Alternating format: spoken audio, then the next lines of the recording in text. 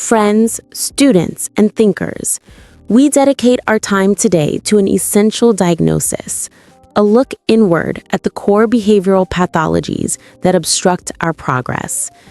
These are not external forces. They are not sudden, catastrophic events. They are chronic, deeply embedded psychological habits that silently destroy our capacity for achievement. They're these 7 behavioral pathologies undermining success. What makes these afflictions so dangerous is their stealth. They exist within us, often unrecognized, manifesting only through our inaction or our misplaced reactions to life's inevitable pressures. We often fail to identify them until a significant life moment exposes the depth of our paralysis, and by then, valuable time and potential have been lost. If we are to move beyond aspiration into actual realization, we must understand the precise psychological nature of these behavioral diseases. We must name them, dissect their roots, and apply the philosophical and psychological remedies required for their eradication. Pathological habit number 1: apathy or indifference.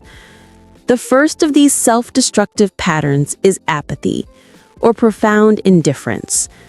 Psychologically, apathy is the blunting of emotional responsiveness, a condition where the individual lacks the motivation to pursue goals or engage with the environment.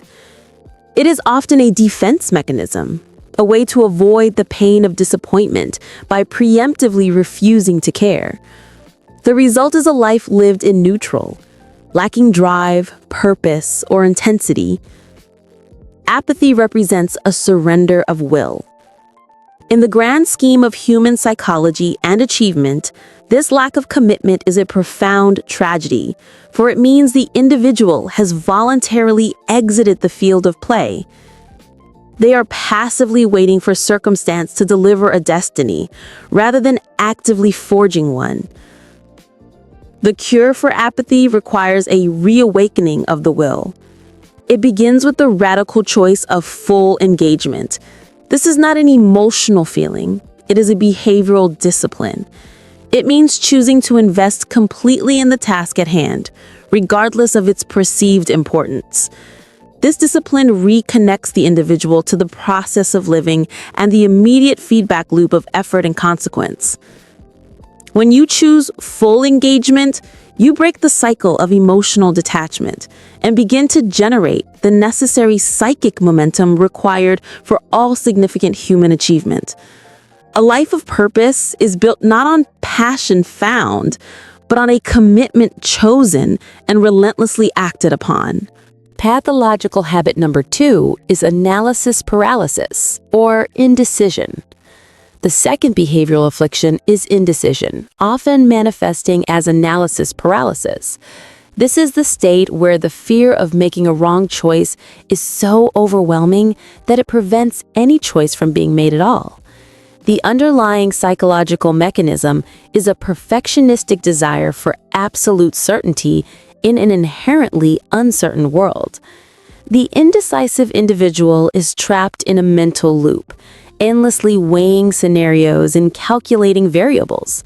This paralysis is fueled by a fear of failure and, crucially, a failure to calculate the opportunity cost of inaction. In reality, the cost of sustained inaction, the loss of time, momentum, and self-trust, almost always outweighs the cost of a correctable error. The solution to analysis paralysis lies in embracing the philosophy of action-oriented learning. This requires a fundamental shift in perception. Decisions are not final pronouncements. They are simply hypotheses to be tested. When you make a decision, you are not signing an eternal contract. You are gathering data. The cure is to implement the 80% rule. When you have gathered 80% of the information you need, make the decision and move forward. The subsequent 20% of necessary information can only be acquired through experience, through the consequences of the action itself. The goal is to move from the state of passive planning to active correction. A life of achievement is built upon a sequence of rapid, corrective choices, not on a single perfectly calculated first move. Pathological habit number 3, chronic self-doubt, lack of self-efficacy. The third debilitating pattern is chronic self-doubt, rooted in a deep-seated lack of self-efficacy. Self-efficacy, in psychological terms, is the belief in one's own competence to complete tasks and reach goals. When this is chronically lacking, the individual consistently undermines their efforts by questioning their fundamental worthiness and capacity. This internal dialogue of doubt acts as a self-fulfilling prophecy. It dictates lower effort, encourages premature retreat when difficulties arise, and prevents the assimilation of genuine success. The achievement is never truly felt as earned, but as a lucky escape, leading to the imposter syndrome, the feeling that one is perpetually on the verge of being exposed as a fraud. To counteract chronic self-doubt, one must cultivate intellectual self-reliance. This is the conscious decision to treat your internal judgment as the highest authority. You must recognize that self-worth is not an achievement prize. It is the starting condition for all productive effort. The therapy involves disciplined attribution training.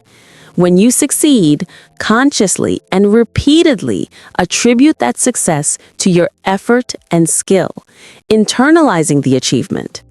When you encounter a setback, attribute it to external, temporary factors, not to an innate defect in your character. The goal is to build a psychological history that proves your competence, turning the voice of doubt from an internal critic into a neutral spectator. Believe in your capacity to learn and adapt, and the internal critic will lose its power to paralyze you. Pathological habit number 4, generalized anxiety, worry. The fourth behavioral pattern is generalized anxiety, often expressed through excessive worry.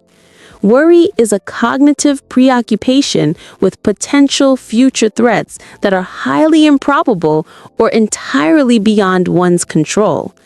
It is, clinically, a form of mental hyperactivity that serves no functional purpose, diverting vital psychic resources from the present reality. The problem with chronic worry is that it places the body and mind in a constant state of low-level stress response, leading to fatigue, health issues, and a catastrophic reduction in cognitive performance. The worried individual is continuously paying the emotional cost of a disaster that has not occurred, and very likely never will. The primary remedy, rooted in both Stoic and cognitive behavioral therapy principles, is the rigid application of the sphere of control. We must continuously ask, is this problem within my direct ability to influence? If the answer is yes, the appropriate response is not worry, but problem-solving action. Focus your energy on creating a plan and executing the first step. If the answer is no, the appropriate response is radical acceptance and the conservation of mental energy. Worrying about the inevitable or the uncontrollable is logically unsound. The practice requires the disciplined redirection of energy. Every time a worrisome thought arises, immediately substitute it with a focus on the next necessary action. By replacing passive rumination with purposeful execution, you dissolve the power of worry and restore your mental capacity to the present moment.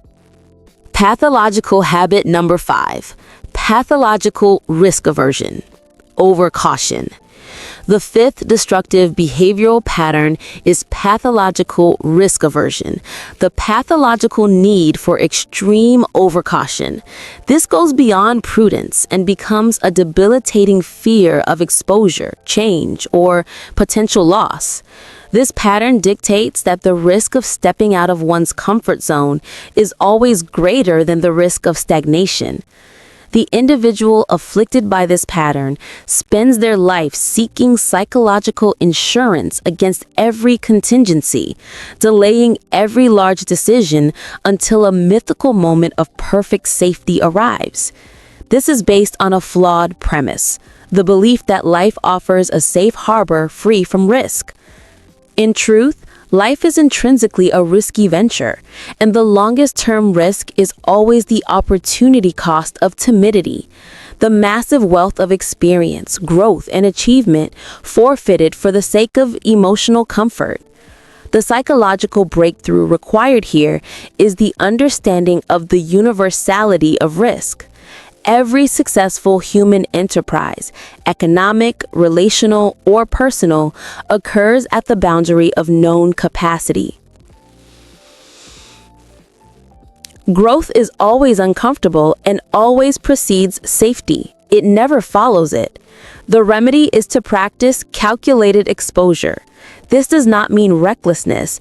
It means defining the acceptable cost of a loss, the downside, and then committing to the action because the potential gain, the upside, justifies that cost.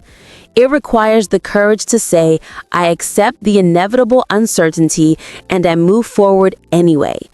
The goal is not to eliminate risk, but to master its management, transforming a debilitating fear into a dynamic component of strategic decision-making. Pathological habit number 6, negative cognitive bias, pessimism.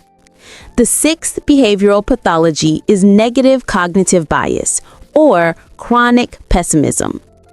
This is a deeply ingrained default setting that filters reality through a lens of lack, failure, and impossibility. The individual suffering from this bias excels at finding the flaw, anticipating the problem, and dwelling on the worst-case scenario.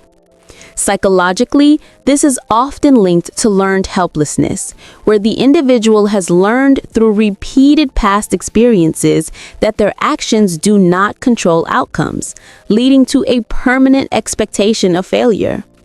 The pessimistic mind becomes a self-contained disaster factory, taking in neutral or even positive data and processing it into limiting beliefs and low expectations, which inevitably produces limited results.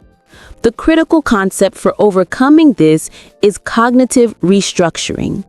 Since our emotional experience of the world is shaped not by events themselves, but by our interpretation of those events, the pessimism must be challenged at the level of thought.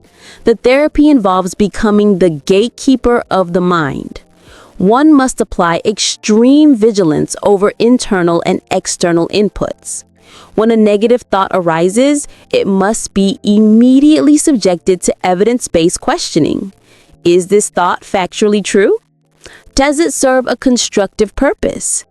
Is there a more empowering, equally plausible alternative explanation? This process breaks the automatic link between circumstance and negative interpretation. By deliberately choosing to hunt for solutions, opportunities, and evidence of progress, the pessimistic bias is slowly replaced by a constructive, growth-oriented mindset. Pathological habit number 7, chronic dissatisfaction, complaining. The final and perhaps most socially corrosive behavioral pathology is chronic dissatisfaction, typically expressed as complaining. Complaining is an unproductive verbalization of grievance that seeks to externalize blame and shift responsibility. It is a fundamental refusal to accept the reality of a situation as the starting point for constructive action. The psychological damage of complaining is twofold. First, it wastes personal energy that could be spent on problem solving.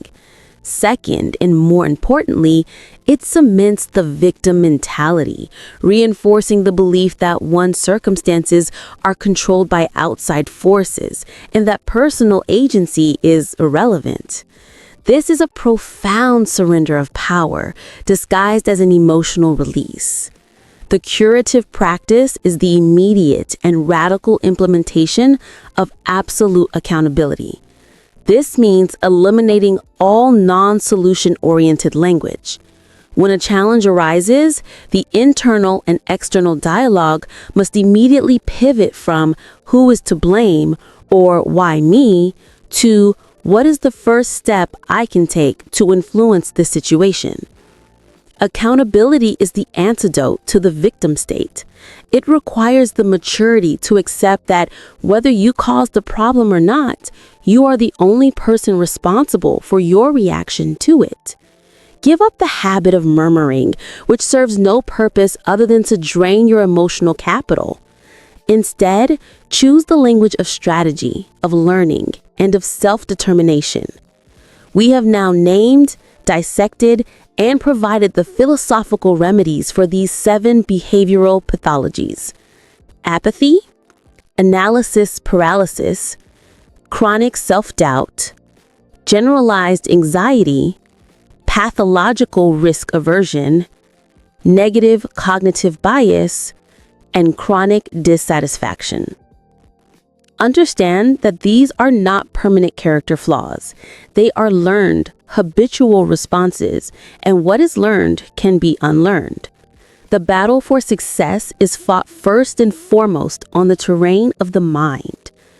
Your path to profound achievement is found in the daily, disciplined work of self-governance. It requires you to become the vigilant guardian of your own thinking and behavior.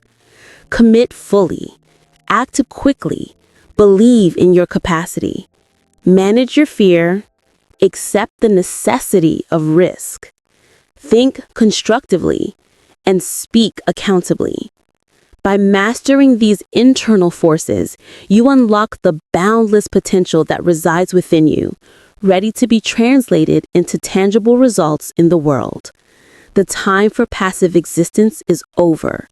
The time for conscious, disciplined creation is now.